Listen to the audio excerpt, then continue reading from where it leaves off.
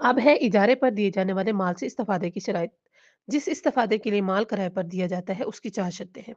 जो भी उसने इस्तिफादा लेना है वो हलाल हो, ठीक है? यानी अगर उसकी बुनियाद ही इस बात पर हो कि वो इस चीज़ से हराम काम को अंजाम देगा या हराम काम को आगे मुंतकिल करने के लिए वो किसी और चीज़ को अपना साथ में मिलाए, ठीक है? मतलब मिसाल के तौर पर अब जैसे हमारे पास मिसाल है कि दुकान को शराब बेचने या शराब ज़ख़ीरा करने के लिए किराए पर देना और उस हैवान को कि जो उसने लिया है उस हैवान को शराब की नक़्ल व हरकत के लिए देना बातिल है। तो इससे वो क्या है, उसका जो इस्तिफ़ादा है, वो इस्तिफ़ादा उसके ऊपर हराम है या उसका मामला ही उसने इस बुनियाद पर किया था कि वो हराम काम को अंजाम देगा, तो उसका मामला ही बातिल था, इजारा ही बातिल था, तो उससे होने वाला जो इस्तिफ़ादा है, वो भी बातिल है। इसलिए शर्त है कि जो भी इस्तिफ़ादा उसे हासिल हो, यानी इजारे पर देने वाले माल से अब उस मिसाल के तौर पर उसने एक दुकान किराए पर दी है, अभी जो दुकान किराए पर दी है, वो उससे जो को उसको किराया आएगा, वो उसका मुनाफ़ा होगा। अब ये जो मुनाफ़ा है, वो हलाल हो। यानी उसने इस नियत से ना दिया हो कि ये जो शराबखोर है, ये इस मेरी दुकान में बैठकर शराब बेचेगा, मेरी दुकान में बैठकर शराब पिएगा, ठीक है? या खुदा नाउज़ बिल्ला कि वो इसको दुकान को भी ज़िना का अड्डा बना देगा, ठीक है? यानी अगर वो ये जानता है, यो इस बात को पता है कि हाँ भी इसके बदले में उसको जो पैसा आएगा, वो मुझे और ज़्यादा पैसा देगा। इस पैसे की लालच में ये ना हो कि उसका मामला जो है वो फ़स्ख़ हो, उसी बातिल के ये सर्फ़ हराम पर ही उसका मामला हुआ है, तो मामला भी बातिल है, जो उससे आने वाला फ़ायदा है वो भी हराम है। नंबर 2 वो अमल शरीयत में बिला मुआवज़ा अंजाम देना वाजिब ना हो। यानी शरीयत में भी है कि ये काम जो है यानी ये जो उसने अपना मकान दिया है और उसके बदले में किराया लिया है, ये किराया लेना शरीयत में वाजिब हो। यानी अब बगैर किराए के वो उस मकान को तो नहीं दे सकता ना।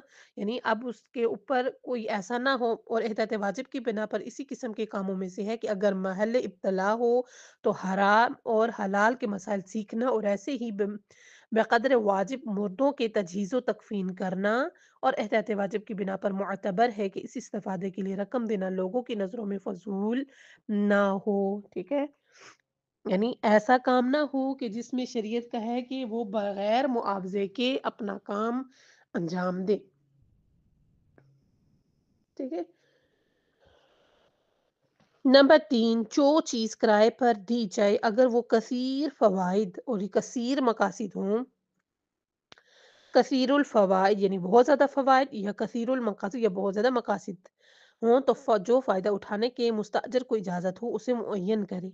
मसलन एक ऐसा जानवर किराए पर दिया जाए जिस पर सवारी भी की जा सकती हो और माल भी लादा जा सकता हो, तो उसे किराए पर देते वक़्त ये मुअय्यन करना ज़रूरी है कि मुस्तअजर उसे फ़कत सवारी के मकासद के लिए या फ़कत बार-बरदारी के मकासद के लिए इस्तेमाल कर सकता है या इसी तरह हर तरह से उसका इस्तेफ़ादा कर सकता है। ये जो जानवर वो उजरत पर दे रहा है, मसलन मिसाल के तौर पर अगर कोई शख्स है किराए पर मकान दे रहा है और उसे कहता है कि इसमें फ़कत तुम ही रह सकते हो, तुम्हारे अलावा और कोई भी यहाँ आकर नहीं रह सकता। मसलन अब वो अपनी फ़ैमिली में से अपने माँ-बाप को बुलाए, तो वो अपने माँ-बाप को नहीं रख सकता, अपने भाई-बहनों को बुलाए, वो भी यहाँ नहीं ठहर सकते। जब उसके मामला जो है इस बात पर हुआ हो कि ये जो घर जो है ये सिर्फ़ और सिर्फ़ तुम्हारे इस्तेमाल के लिए ठीक है?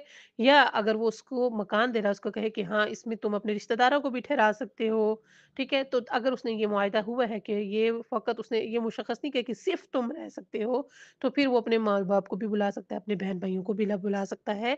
तमाम यानी वो जिस किसी को चाहे वो वो बुला सकता है, क्यों? क्योंकि उन्होंने मुअय्यन नहीं किया। अगर मुअय्यन किया है, शर्त किया है, तो वो सिर्फ़ और सिर्फ़ उसी से वही इस्तिफ़ादा कर सकता है। नंबर 4 है इस्तिफ़ादा करने की मुद्दत का तयन कर लिया जाए और ये इस्तिफ़ादा मुद्दत मुअय्यन करके हासिल किया जा सकता है। मसलन दुकान या मकान किराए पर दे या काम का तयन के लिए हासिल किया जा सकता है। मसलन दर्ज़ी के साथ तय कर लिया है कि वो एक मुअय्यन लिबास मख़सूस डिज़ाइन में सिएगा, तो उसमें इतनी मुद्दत में सिएगा, ठीक है? यानी इसी तरह एक मकान का किराया उसको पता है कि 6 साल यानी या 6 महीने ये जो यानी है 6 महीने इस इजारे पर तुम मेरे मकान में रह सकते हो। ये जो मुअय्यन है, ये जो वक़्त है, ये मुअय्यन करना लाज़िम है। वल्हम्दुलिल्लाहि रब्बिल आलमीन।